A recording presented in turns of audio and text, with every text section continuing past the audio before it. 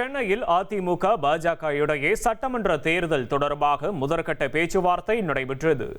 பாஜக போட்டியிடும் தொகுதிகள், விருப்பமுள்ள தொகுதிகள் குறித்து ஆலோசிக்கப்பட்டது. தமிழக சட்டமன்ற தேர்தலில் வெற்றி பெறுவது தொடர்பாக அதிமுக நிர்வாகிகளுடன் ஆலோசித்ததாக பாஜக தமிழக தேர்தல் பொறுப்பாளரும் மத்திய அமைச்சருமான பியூஷ் கோயல் கூறியுள்ளார். மக்களுக்கான வளர்ச்சி பணிகள் தொடர்பாக விவாதித்ததாகவும் அவர் தெரிவித்துள்ளார். பாஜகவுடனான முதற்கட்ட பேச்சுவார்த்தை நிறைவு பெற்றுள்ளதாக அதிமுக பொதுச் செயலாளர் எடப்பாடி பழனிசாமி கூறியுள்ளார். 2026 சட்டமன்ற தேர்தலில் அதிமுக பாஜக கூட்டணி அமோக வெற்றி பெறும் என்றும் தெரிவித்துள்ளார்.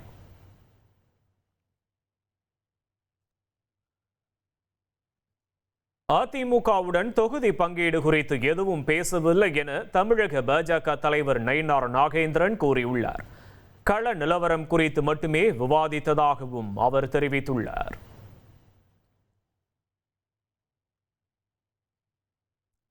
அதிமுக பொதுச் செயலாளர் எடப்பாடி பழனிசாமியுடன் இணைந்து செயல்படும் பேச்சுக்கே இடம் இல்லை என்று முன்னாள் முதலமைச்சர் ஓ பன்னீர்செல்வம் தெரிவித்துள்ளார்.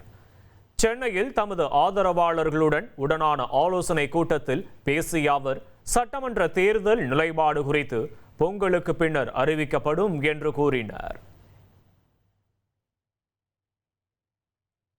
நாட்டில் சிறுபான்மையின மக்கள் அச்ச உணர்வோடு வாழ்ந்து வருவதாக முதலமைச்சர் மு.க. ஸ்டாலின் குற்றம் சாட்டினார். சென்னை திருவிக நகரில் நடைபெற்ற கிறிஸ்துமஸ் விழாவில் பங்கேற்ற அவர், சிறுபான்மையினருக்கு திமுக எப்போதும் உறுதுணையாக இருக்கும் என்றும் கூறினார். 2026 சட்டமன்ற தேர்தலில் நிச்சயம் ஒதுங்கியிருக்க மாட்டேன் என சசிகலா கூறியுள்ளார். தமிழகத்தில் நிச்சயம் ஆட்சி மாற்றம் ஏற்படும் என்றும் தெரிவித்துள்ளார். சட்டமன்ற தேர்தல் கூட்டணி தொடர்பாக அதிமுக சார்பில் இதுவரை எங்களிடம் பேசவில்லை என பாமக நிர்வாகி ஜி.கே. மணி கூறியுள்ளார். பாஜக தங்களிடம் இதுவரை சமாதான பேச்சுவார்த்தையும் நடத்தவில்லை என்றும் அவர் தெரிவித்துள்ளார். தூத்துக்குடி தாவேக மத்திய மாவட்ட செயலாளரான சாமுவேல் ராஜ் நியமிக்கப்பட்டிருக்கிறார். பதவி கேட்டு பெண் நிர்வாகி அஜிதா பனையூரில் தர்ணாவில் ஈடுபட்டு வந்த நிலையில் அவருக்கு வாய்ப்பு வழங்கப்படாததால் ஆதரவாளர்கள் அதிர்ச்சியடைந்துள்ளனர்.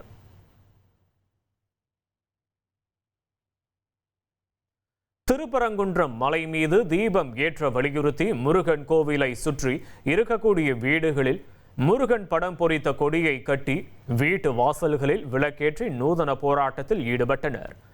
மழை அடிவாரத்தில் உள்ள பழனி ஆண்டவர் கோவில் தெருவை சேர்ந்த பெண்கள் மலை படிக்கட்டு அருகே தரையில் உச்சி மலையில் தீபம் ஏற்ற வேண்டும் என்று எழுதி சுற்றி விளக்குகளை வைத்து அதை சுற்றி அமர்ந்து கோஷங்களை எழுப்பினர். சென்னையில் 32 கோடியே 62 லட்சம் ரூபாய் மதிப்பீட்டில் தொன்மை மாறாமல் புனரமைக்கப்பட்ட விக்டோரியா பொது அரங்கத்தை முதலமைச்சர் ஸ்டாலின் திறந்து வைத்தார். விக்டோரியா பொது அரங்கத்தின் கால பயணம், நாடகம், சினிமா, சமூக மாற்றங்கள் குறித்த கண்காட்சியையும் முதலமைச்சர் மற்றும் அமைச்சர்கள் பார்வையிட்டனர். குவாண்டம் அறிவியலில் நோபல் பரிசு வென்றால் 100 கோடி ரூபாய் பரிசு அளிக்கப்படும் என ஆந்திர முதல்வர் சந்திரபாபு நாயுடு தெரிவித்துள்ளார். ஆந்திர இளைஞர்கள் உலக அளவில் சாதிக்க வேண்டும் என்பதே அரசின் இலக்கு என்றும் கூறியுள்ளார்.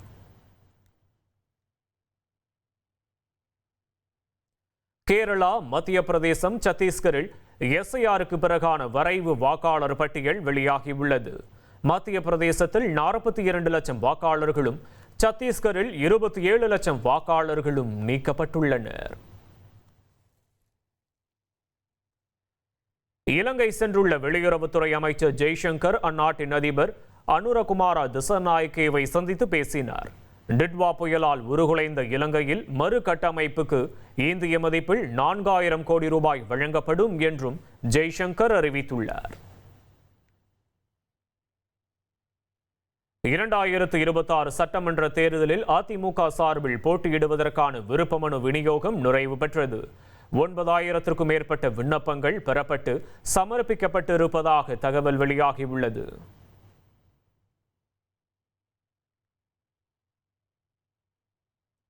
சட்டமன்ற தேர்தலுக்கான அதிமுக பொதுச் செயலாளர் எடப்பாடி பழனிசாமியின் 6ஆம் கட்ட சுற்றுப்பயணம் அறிவிக்கப்பட்டுள்ளது. மக்களை காப்போம், தமிழகத்தை மீட்போம் என்ற பெயரில் வரும் 28ஆம் தேதி முதல் 30ஆம் தேதி வரை செங்கல்பட்டு, திருவள்ளூர் மாவட்டங்களில் சுற்றுப்பயணம் நடைபெறும் என்று கட்சி தலைமை அறிவித்துள்ளது.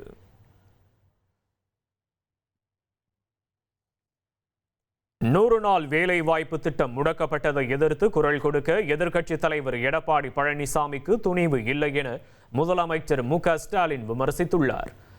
ராம்ஜி திட்டத்தால் 125 நாட்கள் வேலை கிடைக்கப் போகிறதா என்றும் அவர் கேள்வி எழுப்பியுள்ளார்.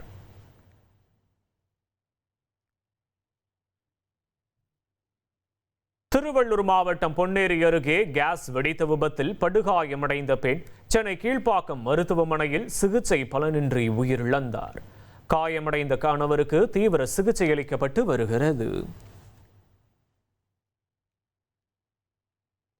செங்கல்பட்டு மாவட்டம் கூடுவாஞ்சேரியில் செவிலியர்கள் 6வது நாளாக போராட்டத்தில் ஈடுபட்டனர். பணி நிரந்தரம் உள்ளிட்ட பல்வேறு கோரிக்கைகளை தொடர்ந்து வலியுறுத்தி வருகின்றனர்.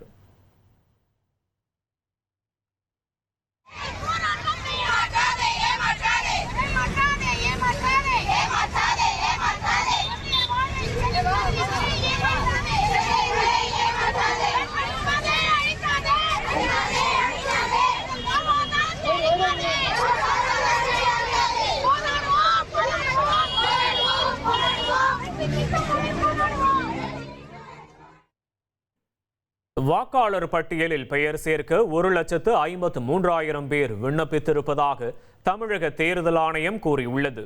வரைவு வாக்காளர் பட்டியல் சில நாட்களுக்கு முன்பு வெளியான நிலையில் பெயரை நீக்க 1,196 பேர் விண்ணப்பித்திருப்பதாகவும் தெரிவிக்கப்பட்டுள்ளது.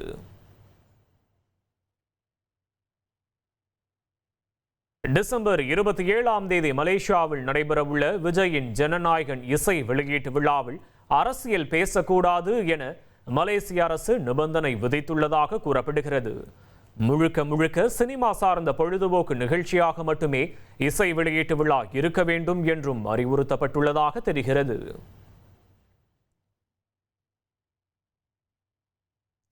அமெரிக்க அரசியலை உலுக்கும் எப்ஸ்டீன் கோப்புகள் தொடர்பான மேலும் 29,000 பக்கங்கள் வெளியாகியுள்ளது. அமெரிக்க நீதித்துறை வெளியிட்டுள்ள ஆவணங்களில் பாலியல் குற்றவாளி ஜெஃப்ரி எப்ஸ்டீனுக்கு சொந்தமான ஜெட் விமானத்தில் அதிபர் ட்ரம்ப் 8 முறை பயணம் செய்ததாக அதிர்ச்சி தகவல் இடம்பெற்றுள்ளது. துபாய் நகரத்தில் கிறிஸ்துமஸ் கொண்டாட்டங்கள் களைகட்ட தொடங்கியுள்ளது. சாலைகள், வீதிகளில் கிறிஸ்துமஸ் அலங்காரங்கள் உடன் நின்று சுற்றுலா பயணிகள் செல்ஃபி எடுத்து மகிழ்ந்து வருகின்றனர். பண்டைய ரோமானிய நகரமான பொம்பேயில் உள்ள கரடு முரடான பாதையில் உலக புகழ் பெற்ற நடிகர் ஜாக்கி சான் ஒலிம்பிக் சுடரை ஏந்தி ஓடினார். வழி நெடுக்கிலும் ரசிகர்கள் திரண்டு ஜாக்கி சானுக்கு உற்சாக வரவேற்பளித்தனர். அமெரிக்காவில் விற்பனை செய்யப்பட்ட 55,000 கார்களை திரும்ப பெறுவதாக டொயோட்டா நிறுவனம் அறிவித்துள்ளது. காரில் உள்ள இன்வென்டர்கள் முறையாக பொருத்தப்படாததால் வாகனங்களை திரும்ப பெறுவதாக தகவல் வெளியாகியுள்ளது. முதலமைச்சர் மு.க.ஸ்டாலினின் புதிய டிஜிட்டல் தொடரான வைப் வித் எம்கேஎஸ் நாளை மாலை வெளியாக உள்ளது. தமிழ்நாடு முழுவதும் உள்ள இளைஞர்களுடன் முதலமைச்சர் கலந்துரையாட உள்ளார். வேலை கேட்டு சென்ற பெண்ணை பாலியல் வன்கொடுமை செய்த வழக்கில் முன்னாள் பாஜக எம்எல்ஏவுக்கு டெல்லி உயர்நீதிமன்றம் நிபந்தனை ஜாமீன் வழங்கியுள்ளது. கடந்த 2017ஆம் ஆண்டு உத்தரப்பிரதேச மாநிலம் உன்னாவில் பாஜகவின் எம்எல்ஏவாக இருந்த குல்தீப் சிங் செங்கர் என்பவர் வேலை தேடி வந்த பெண்ணை கடத்தி சென்று பாலியல் வன்கொடுமை செய்த வழக்கில் ஆயுள் தண்டனை விதிக்கப்பட்டது. சென்னையில் பெண்ணுக்கு பாலியல் தொந்தரவு கொடுத்த வழக்கில் வெளிநாட்டிலிருந்து மும்பை திரும்பிய நபர் கைது செய்யப்பட்டார். கடந்த ஜனவரி மாதம் அடையாறில் வேலைக்கு சென்ற பெண்ணிடம் கோபால் என்பவர் பாலியல் தொந்தரவு கொடுத்ததாக எழுந்த புகாரில் போலீசார் விசாரணை நடத்தியதில் அவர் வெளிநாட்டிற்கு சென்றுவிட்டது தெரியவந்தது. 10 மாதங்களுக்கு பிறகு சீனாவிலிருந்து மும்பை திரும்பிய கோபாலை குடியுரிமை அதிகாரிகள் லுக் அவுட் நோட்டீஸ் முறையில் பிடித்து வைத்தனர். இதன் பின்னர் மும்பை விரைந்த சென்னை போலீசார் அவரை கைது செய்து சிறையில் அடைத்தனர். போலி மருந்து விவகாரத்தில் புதுச்சேரி முதலமைச்சர் ரங்கசாமி ராஜினாமா செய்ய வேண்டும் என்று அம்மாநில முன்னாள் முதலமைச்சர் நாராயணசாமி வலியுறுத்தியுள்ளார். புதுச்சேரி காங்கிரஸ் அலுவலகத்தில் செய்தியாளர்களை சந்தித்த அவர் போலி மருந்து வழக்கில் சட்டப்பேரவை தலைவர் செல்வம் நேரடியாக தலையிட்டுள்ளதாக குற்றம் சாட்டினார். சர்வதேச மகளிர் T20 கிரிக்கெட் பவுலர்கள் தரவரிசை பட்டியலில் இந்திய வீராங்கனை தீப்தி சர்மா முதல் முறையாக முதலிடத்திற்கு முன்னேறியுள்ளார். 737 புள்ளிகளுடன் முதலிடம் பிடித்து தீப்தி சர்மா அசத்தியுள்ளார். தனியாக தேர்தலில் நிற்பதை விட கூட்டணியில் நின்றால் வெற்றி எளிது என்றும் விஜய்க்கும் இது பொருந்தும் என்றும் பாஜக மூத்த தலைவர் தமிழிசை சவுந்தரராஜன் கருத்து தெரிவித்துள்ளார்.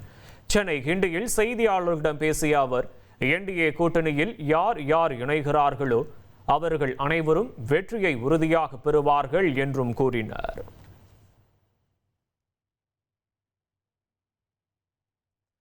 தாவேகா மாவட்ட செயலாளர் நியமனத்தில் தூத்துக்குடியை தொடர்ந்து திருச்சியிலும் அதிருப்தி நிலவுவதாக தகவல் வெளியாகி உள்ளது. திருச்சி திருவெரும்பூர் தொகுதியில் மாவட்ட பொறுப்பாளராக நியமிக்கப்பட்டுள்ள அருள்ராஜ் MLA வேட்பாளர் பரிந்துரைக்கு 10 கோடி ரூபாய் வரை பேரம் பேசுவதாகவும் குற்ற செயல்களில் ஈடுபடுவோருக்கு பொறுப்பு வழங்குவதாகவும் அடுக்கடுக்கான புகார்களை அப்பகுதி நிர்வாகிகள் தெரிவிக்கின்றனர்.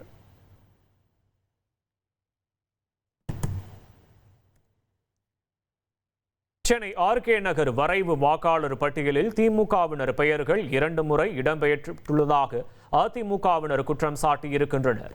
தண்டையார்பேட்டை நெடுஞ்செழியன் நகர் 38வது வட்டத்தில் திமுக வட்ட செயலாளர் சசிகுமார் அவரது குடும்பத்தினர் பெயர்கள் 41வது வட்ட வரைவு வாக்காளர் பட்டியலிலும் இடம்பெற்றுள்ளதாக அதிமுகவினர் குற்றம் சாட்டியுள்ளனர்.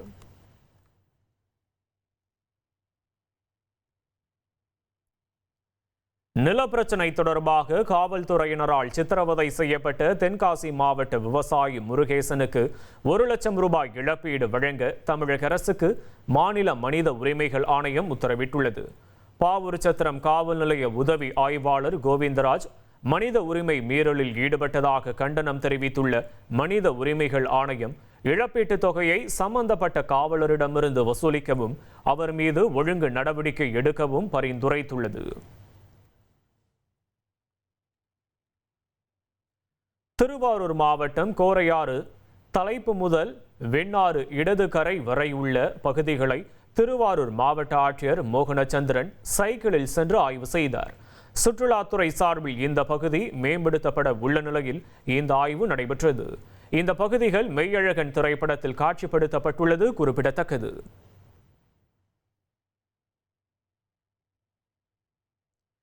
நெல்லை இரட்டியார்பட்டியில் புதிதாக அமைக்கப்பட்டுள்ள பொருணை அருங்காட்சியகத்தை பொதுமக்கள் ஆர்வமுடன் கண்டுகளித்தனர். பெரியவர்களுக்கு 20 ரூபாய், சிறியவர்களுக்கு 10 ரூபாய் என கட்டணம் நிர்ணயிக்கப்பட்டுள்ள நிலையில் குடும்பமாக வந்து அருங்காட்சியகத்தை பார்வையிட்டு செல்கின்றனர்.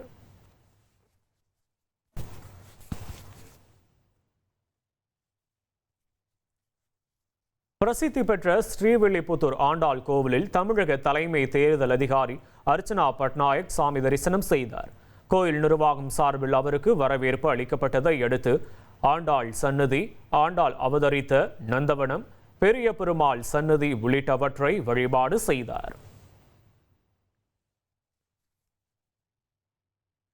கேரள மாநிலம் இளமக்கரை பகுதியில் இருசக்கர வாகனத்தில் அதிவேகமாக சென்ற இருவர் விபத்தில் சிக்கிய CCTV காட்சி வெளியாகியுள்ளது.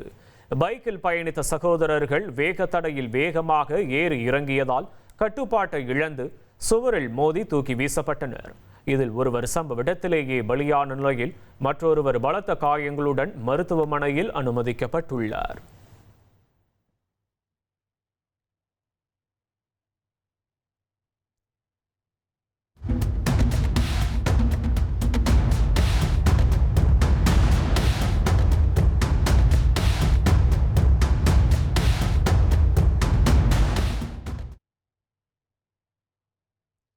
திருப்பத்தூர் மாவட்டம் வாணியம்பாடியில் போலி வாரிசு சான்றிதழ் மற்றும் ரேஷன் கார்டு தயாரித்து கொடுத்து பணம் பறித்த வழக்கில் பாஜக பிரமுகர் மற்றும் அவரது மகனை போலீசார் கைது செய்தனர்.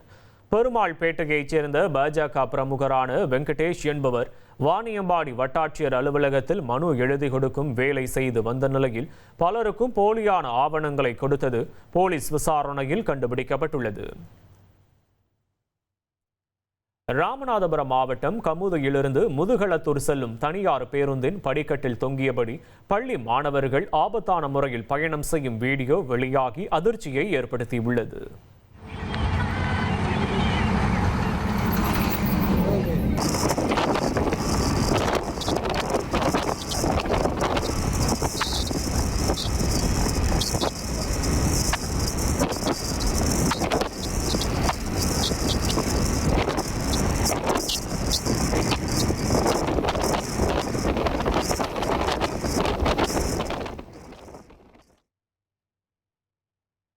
கேரள மாநிலம் பத்தனம்திட்டா முக்கிய சந்திப்பு பகுதியில் சாலையின் நடுவே வைக்கப்பட்டிருந்த பேரிகார்டுகள் மேலே ஏறி மதுபோதையில் படுத்துக் கொண்டிருந்த நபரின் வீடியோ இணையத்தில் பரவி வருகிறது. கடலூர் மாவட்டம் சிதம்பரம் வேகான் தெருவில் குரு நமச்சிவாய மடத்திற்கு சொந்தமான இடத்தில் ஆக்கிரமித்து கட்டப்பட்ட கட்டிடங்களை அகற்றும் பணி நடைபெற்றது. அப்போது அங்கிருந்த பொதுமக்கள் நீதிமன்ற உத்தரவுப்படி ஜனவரி 7ஆம் தேதி வரை தங்களுக்கு அவகாசம் இருப்பதாக வாக்குவாதத்தில் ஈடுபட்டதால் பரபரப்பு நிலவியது. துருக்கியில் விளைநிலங்களில் அடுத்தடுத்து ஏற்பட்டு வரும் நூற்றுக்கணக்கான புதை குழிகளால் விவசாயிகள் அதிர்ச்சி அடைந்துள்ளனர். இதனை காலநிலை மாற்றத்தின் கவலைக்குரிய அறிகுறியாக கருதும் விவசாயிகள் கோன்யா மாகாணத்தின் பாக்குமார் விவசாய நிலங்களில் வறட்சி மற்றும் நிலத்தடி நீர் குறைந்ததன் காரணமாக இந்த புதைக்குழிகள் உருவாகி இருப்பதாக கூறுகின்றனர்.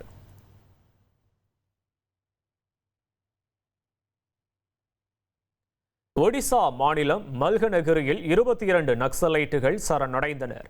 துப்பாக்கிகள் வெடி பொருட்களையும் போலீசாரிடம் ஒப்படைத்தனர். ஹிந்தி மற்றும் தெலுங்கில் ஜனநாயகன் படத்தை வெளியிடுவதில் புதிய சிக்கல் ஏற்பட்டுள்ளதாக தகவல் வெளியாகியுள்ளது. ஆந்திரா மற்றும் தெலுங்கானாவில் ஜனநாயகன் படத்தை வெளியிட இருந்த தயாரிப்பு நிறுவனம் பின்வாங்கி உள்ளதாகவும் அங்கு ஜனநாயகன் படத்திற்கு போதுமான திரையரங்குகள் கிடைப்பதில் சிக்கல் ஏற்பட்டுள்ளதாகவும் கூறப்படுகிறது. மணமகள் மன்றங்களில் காவல்துறை சோதனை செய்ய மெட்ராஸ் உயர்நீதிமன்ற மதுரை அமர்வு அனுமதித்துள்ளது.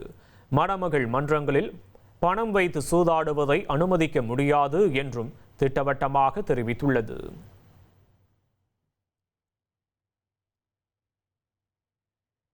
இயக்குனர் சிகரம் கே பாலச்சந்தரின் 11வது நினைவு நாளை ஒட்டி நடிகரும் எம்பியுமான கமல்ஹாசன் உருக்கமாக பதிவு ஒன்றை வெளியிட்டுள்ளார்.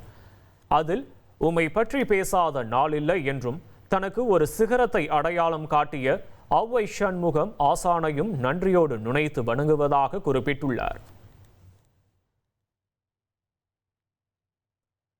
பெண்கள் ஸ்மார்ட் போன்களை பயன்படுத்த தடை விதித்து ராஜஸ்தானில் உள்ள 15 கிராம பஞ்சாயத்துகளில் தீர்மானம் நிறைவேற்றப்பட்டுள்ளது.